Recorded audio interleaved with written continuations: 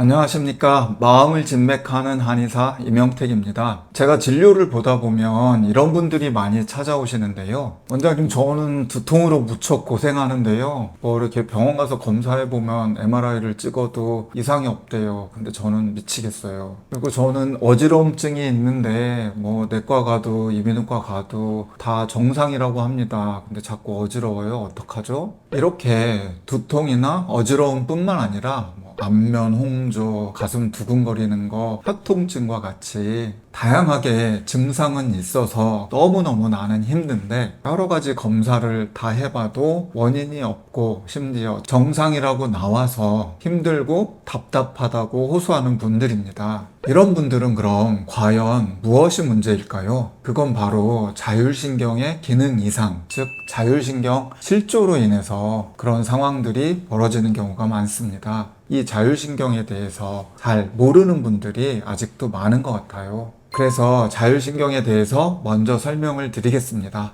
우리 몸에는 자율신경계라는 자동 조절 장치가 있습니다. 우리가 신경 쓰지 않아도 스스로 작동하도록 도와주는 시스템인데요. 이 자율신경계는 외부의 환경이나 또는 신체 내부에서 나타나는 여러 변화들에 대해 빠르게 대처하고 반응해서 몸의 상태를 항상 일정한 상태로 만들어주는 그런 역할을 합니다. 예를 들어서 저는 이렇게 이야기를 하면서 나도 모르게 눈을 깜빡이고 제가 이렇게 의도해서 말하면서 숨 한번 쉬고 해야지 이렇게 하지 않고 가만히 있어도 숨은 쉬고 심장은 또 운동을 해서 몸의 혈액순환은 지금도 이루어지고 있죠. 그리고 날씨가 갑자기 추워지면 몸을 움츠려서 체온을 보존하는 역할도 하고요. 또 음식을 먹으면 제가 위장아 움직여라 해서 이렇게 움직이지 않아도 저절로 소화를 시켜줍니다. 이처럼 체온 조절계, 호흡계, 순환기계, 그리고 소화에 관련된 것들은 우리가 신경 쓰지 않아도 스스로 작동하고 우리 몸을 건강하게 유지하는 데 중요한 역할을 하고 있습니다. 그런데 이렇게 중요한 자율신경계가 제대로 작동을 하지 않을 때가 있습니다. 그거를 갖다가 자율신경의 균형 이상 또는 자율신경 실조라고 하는데요. 그래서 자율신경 실조에 빠지게 되면 심장이 갑자기 두근거리거나 또 이유 없이 불안해지거나 잠을 자지 못하는 경험도 하게 되고요. 이 외에도 극심한 피로 또는 두통, 어지러움, 혀통증, 안구 건조, 안면 홍조, 소화불량이나 수족냉증까지도 생길 수가 있습니다.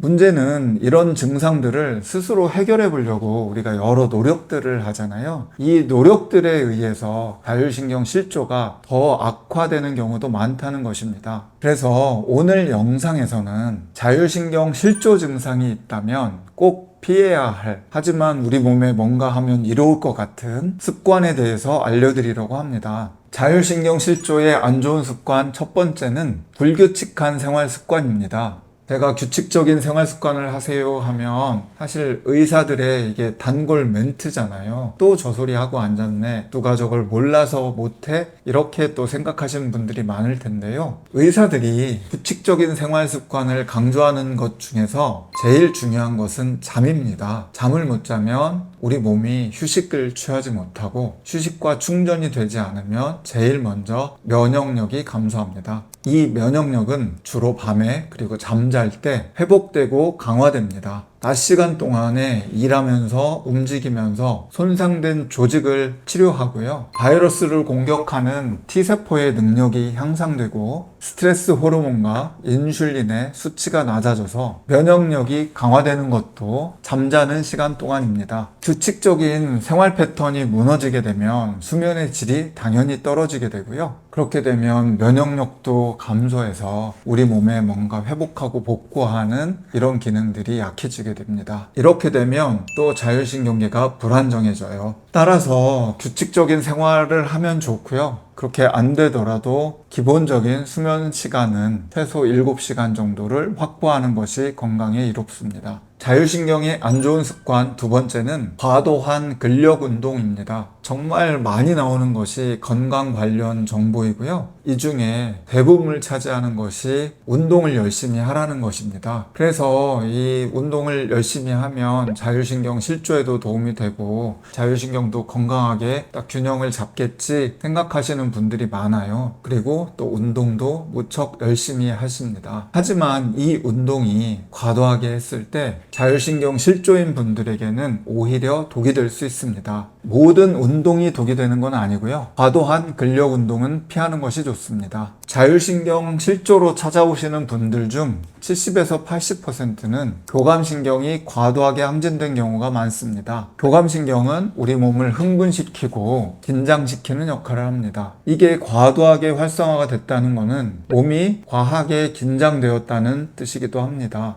그런데 이런 몸 상태로 무리해서 운동을 하면 어떨까요? 격렬하게 운동을 하면서 몸이 편하다, 안정된다, 차분해진다 이렇게 생각하는 분들은 아무도 없을 겁니다. 나도 모르게 심장이 더 급하게 뛰고 또 호흡도 가빠지게 됩니다. 몸도 마음도 순간에는 스트레스 상황에 놓이게 되어요. 이 상태는 교감신경이 활성화된 상태로요. 다시 말하면 운동은 이 교감신경을 더 깨우는 행동입니다. 그런데 아까 자율신경 실조가 있으신 분들은 대부분 교감신경이 항진되었다라고 제가 이야기를 했는데요. 이 상태에서 또 과도하게 교감신경을 자극하는 과도한 근력 운동을 더 하는 것은 불난집에 기름을 붓는 것과 비슷한 상황이 됩니다. 그래서 자율신경 실조가 있으신 분들은 과도한 근력 운동보다는 몸에 스트레스를 줄이는 운동을 하는 것이 좋습니다. 근력 운동 대신 가벼운 산책이나 유산소 운동이 도움이 되고요. 이런 운동들은 몸에 부담을 주지 않으면서 기분을 좋게 만들어줍니다.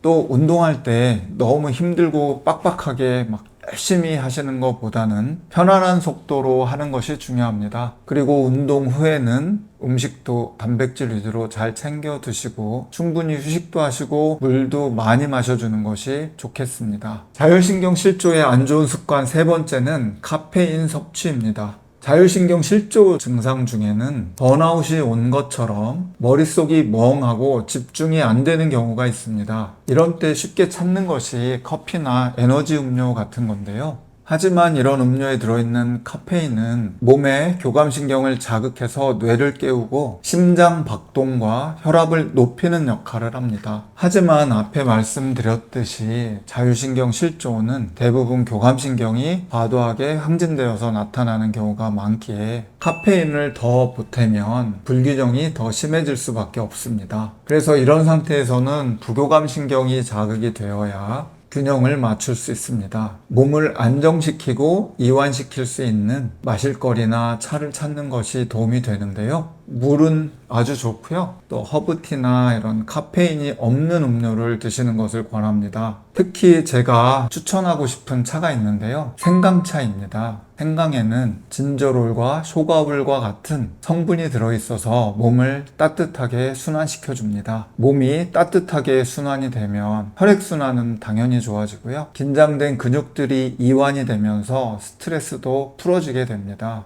자율신경 실조에 안 좋은 습관 네 번째는 체온을 떨어뜨리는 것입니다. 여러분들 냉수 먹고 속 차려라 하는 말을 들어보신 적 있죠? 찬물을 마시면 정신이 확 듭니다. 그런데 이게 정신이 왜 확 들까요? 바로 교감신경이 차가운 것에 반응해서 긴장 상태를 만들기 때문인데요. 교감신경은 우리 몸의 체온이 내려가는 것에 무척이나 민감합니다. 단 1도라도 내려가면 교감신경이 긴장해서 작동을 하기 시작합니다. 체온이 1도 내려가면 면역력이 30% 정도 떨어진다는 보고들이 있는데요. 그래서 체온이 낮아지기 시작하면 몸은 어떻게든 이 체온을 보존하려고 노력을 하게 됩니다. 특히 이제 교감신경을 항진시키고 그걸로 인해서 혈관을 수축시키죠. 혈관이 수축하면 혈액이 장기 쪽으로 모이고요. 문제는 그만큼 혈액순환이 다른 데로는 잘 안 됩니다. 이렇게 말초까지 몸의 구석구석에 혈액순환이 잘 이루어지지 않으면 몸에 필요한 영양분과 산소가 잘 전달이 되지 않아서 근육이 뭉치고 또 소화도 안 되는 증상들이 나타납니다. 그래서 요즘처럼 일교차가 크거나 추운 겨울에 이런 증상들이 자주 나타나는 분들은 몸을 따뜻하게 하는 것이 필요합니다. 반신욕이나 따뜻한 물을 의도적으로 많이 마셔주는 것은 도움이 됩니다. 그리고 추위를 많이 타시는 분들은 장갑이나 목도리를 하시고 또 얇은 옷을 여러 겹 입어서 자신의 체온을 보존하는 것이 필요합니다. 제가 말씀드린 4가지 이외에도 숙면을 잘 취하고 도움이 되는 적절한 운동과 영양 있는 섭취로 신체적, 정신적 건강 관리를 하는 것이 꼭 필요합니다.